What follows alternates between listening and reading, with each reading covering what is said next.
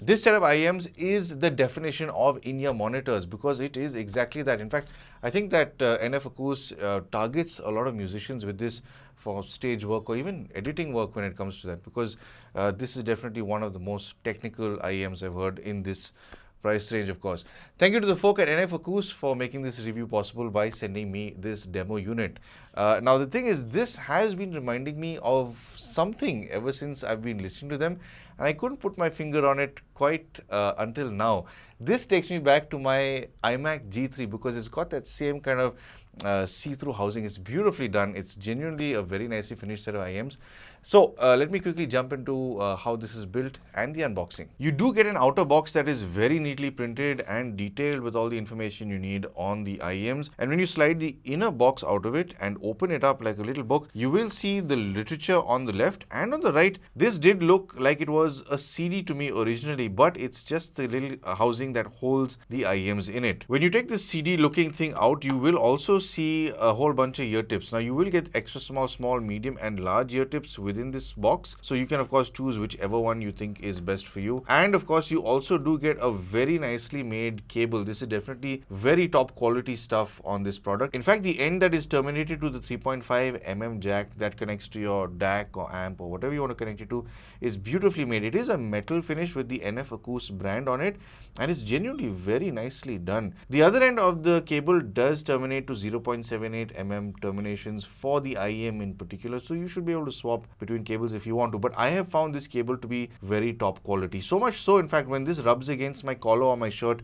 I don't hear any of that movement going on. If it's a fabric cable, that tends to do it, but I like the choice of material they've chosen for this because this does avoid that. Now, this of course does not have a microphone attached to it. This is dedicated to music and music alone, more so monitoring than listening to music, I'd say. And then of course you do get a little booklet which carries all the literature. You also do get a very neat little fabric case that is very nicely done, and within it you have a 3.5mm to a 1/4 inch jack. So you can use this if you want to connect to larger amplifier or anything that has this kind of jack as well. In fact, this also does have the NF branding on it, which is very neatly done. Their overall attention to detail, I have to say, is top notch. Even when you move on over to the ear tips, if you look very closely, you will see the NF acoustic branding on it. This is very tastefully done, I must say. And then of course, when you move on to the IEM itself, it is a see-through finish. It does look very smart. Like I mentioned, it does remind me a lot of the old iMac G3 that did exist way back in 1998, and this is definitely taking me way back there. Now you can see the inner workings of this, the driver and everything in it. You can see a few of the wires in it as well, and the faceplate does of course have the NF acoustic branding on it, and it does have this sort of silver like rim that goes around it. There's no sign of any glue around it, so it's definitely nicely done, and you can see it marked with the L marking over here and the NM20 monitor written, and the other side does have the R marking instead of the L, of course. Then it does have a nicely finished nozzle as well. The nozzle is also very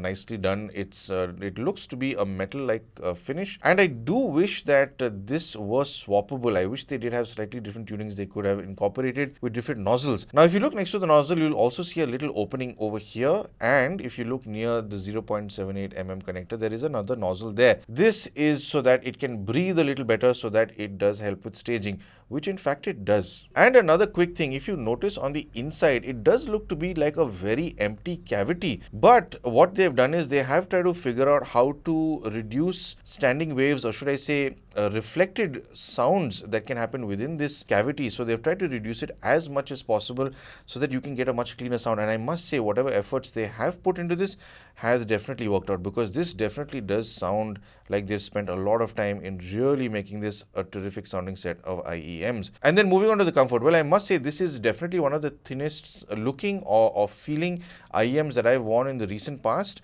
I was expecting this to be a little uncomfortable when I first saw it, but it's actually a very comfortable looking IEM. This section over here does not protrude, so I usually have an issue with larger IEMs on this section because I have a smaller left concha in my left ear, but this I've worn for hours on end and I have not had any comfort issues with this. So that's full marks for me when it comes to the comfort. This comes with 10mm dynamic drivers and it's beautifully put together. In fact, NF Acoust has put in a lot of effort to make this driver sound the way it does. In fact, you must look at the webpage to see all the things they've done for it. In fact, there are a whole bunch of filters in this to help, try and balance things out. Then it's fairly easy to drive with a low impedance of just 32 ohms, and it's got a terrific frequency response of 9 hertz all the way up to 40,000 hertz. So thanks to having that very easy to drive impedance, this thing does get pretty loud. In fact, I have paired this with the Rose's Elsa RZ550. This is actually turning out to be one of my favorite portable DAC amps. It's a very powerful little DAC amp, and with this I found 20% to be a little too loud. 25% gets a little uncomfortable for me, in fact, when I listen to it through this little dongle DAC. So now the thing is, it depends entirely. Volume will fluctuate depending on what kind of device you are using to push this. I have used this for listening pleasure. I have not done this for any musical, live performances where I am on stage and all. I am not a performer, but I can see why it's targeted at somebody like that. But for music listening, I think 20-25% is more than good enough. I wouldn't recommend going over 30% over prolonged periods of time if you intend on preserving your hearing, because this thing definitely is very sensitive to volume and can get very loud. Moving on to its timbre or timbre, whatever you want to call it.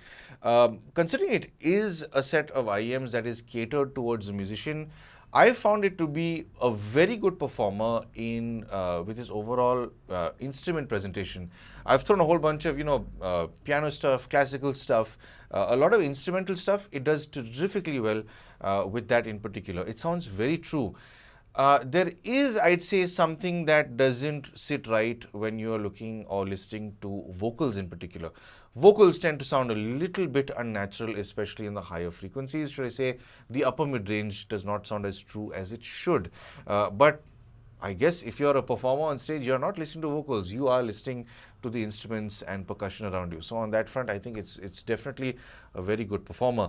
And then moving on to its imaging, this is surprisingly crisp. In fact, I've heard a whole bunch of other IEMs in this price range, and I'm talking from an audiophile perspective. If you want to listen to music cleanly, purely, you want to listen to layering in your audio between instruments and vocals, you want to listen to every single nuance that there is, be it even the air in the overall presentation, the inhalations that singers are taking.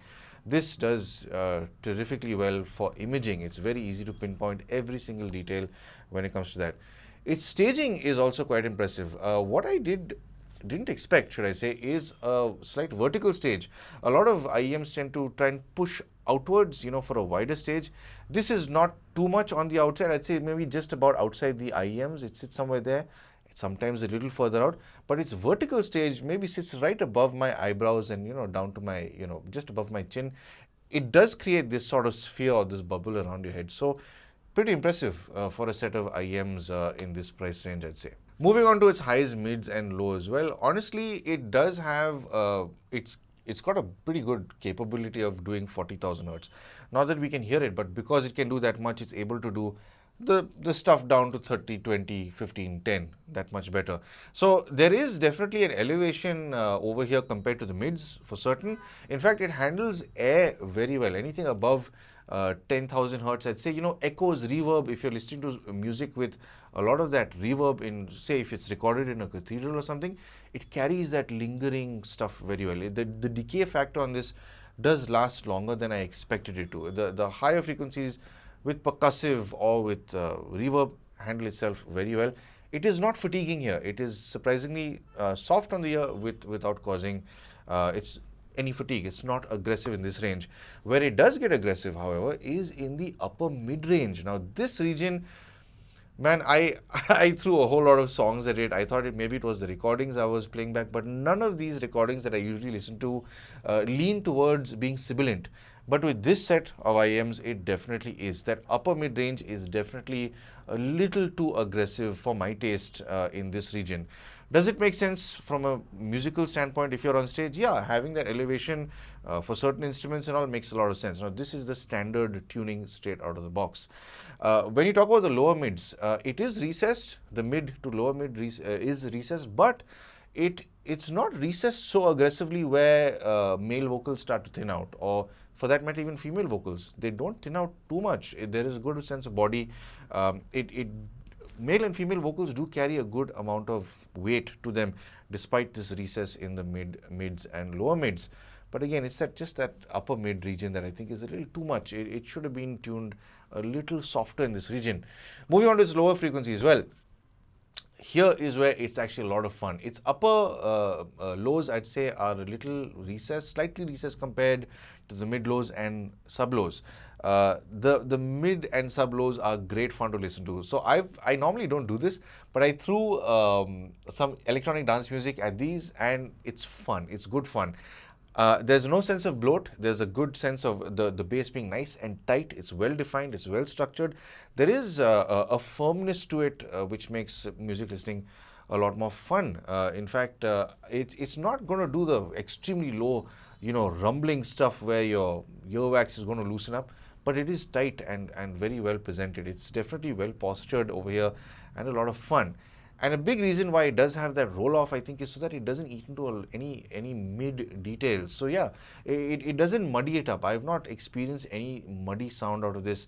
I have thrown high-res stuff with this, no doubt. I have paired it with the RZ550, like I mentioned, and I have plugged into my phone with Apple Music. So I am streaming on the high-res stuff. So it's a lot of fun to listen here. It'll definitely perform a little bit better with FLAC audio. But having said that, I do suspect that it'll get a little more shrill in the upper mids if you do give it that much more data, that much more a better recording than what Apple Music has. So again, I really think this is more for a musician than it is for music listening. But all in all, it's a beautifully built little set of IEMs. It genuinely made me think of the G3, the iMac G3. It's beautifully finished. It, I think, does match that quality, what I remember at least, of what the iMac G3 used to look like. And its cable and everything is properly, flawlessly made. They've done a good job. I've not really had any gripes with it at all, except for that upper mid-range, because anything I've thrown at it, specifically vocals have an issue in the upper mid-range. That's what cuts through. That's what can tend to cause listening fatigue over longer listening periods. If you only listen to jazz and blues, if you only listen to classical, if you even, for that matter, listen to EDM, if there's no specific, vocalist who's enunciates their P's, T's, and S's, plosives are what really cut through with this. So that's something I'd say maybe avoid if you're planning on listening to this. If you're somebody who listens to those kind of genres, I think it's fine for you. But the minute you throw in vocals, it changes the overall experience of these IEMs. But I have to say, considering this is the first set of IEMs I've heard from NF Acous, I'm absolutely blown away. Now, they were founded, I think, in 2014, so they have been out for a good 11 years. So it's pretty cool to see a company like this still going strong, sticking to absolute quality for overall build. And it's nice to see that they're doing their own R&D and, sort of they've got their own patents as well on this, which is really nice to see. And I really do hope that this company grows a lot more. So anyway, if you do want to pick these up, well, these are available online. And you can buy them. In fact, I'll leave the link down below. These are available for about 118, call it 119 US dollars.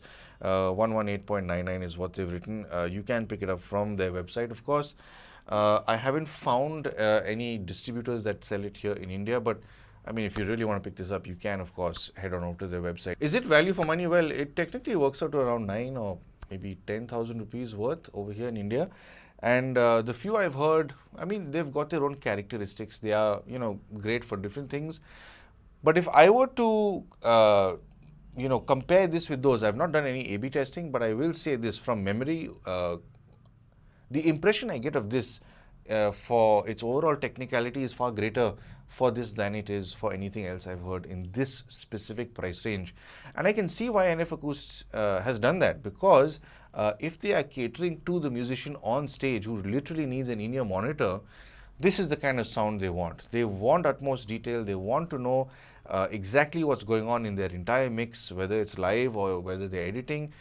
This is going to call every single thing out. For that matter, if you do have a recording where you're going way too sibilant and you're editing it on this, you can definitely know when there's not enough sibilance, because that's as prominent as it is in its default tuning. So it's got its plus points, I guess, but you'd be the best judge to see if it is for you. So I do hope that this video has given you a better understanding for the NM20. I have enjoyed it, except for that one little thing. And of course, if you would like to support the channel, I'm sure you know exactly how to. But of course, thank you for tuning in for some sound advice.